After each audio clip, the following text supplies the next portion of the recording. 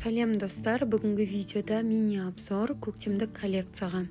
Менің клиенттерім көктемге осындай ашық түсті материалдар таңдаған екен. Барлығы таза мақтадан жасалған табиғи хлопок матасы, 100% натуральный хлопок. Тігу өте оңай болды. Менің мастер-класстарымда көрсетілгендей барлығын дұрыстап дайындап аламын. Ең алдымен өзіміздің выкройкамыздың көлемінен 2 сантиметрдей артық етіп кесіп алып шықтым. Одан кейін синтефонымызды дәл солай паутинкамызды кесіп, үтіктеп, кейіннен ромбик жасап алдым. Содан кейін барып, уже выкройкамыздың формасымен қиып шығып, косметичкалардың барлығын тігіп біттім. Осы біздің көктемдік коллекциямызда 36 штук косметичка шықты.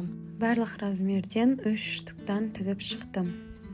Сіздерге қызық болса, каналға тіркеліп қоңырау белгісін басыңыздар, лайк басып комментарий қалдырыңыздар. Егер де түсініксіз сұрақтарыңыз болса, жазыңыздар, міндетті түрде жауап беруге тырысамын.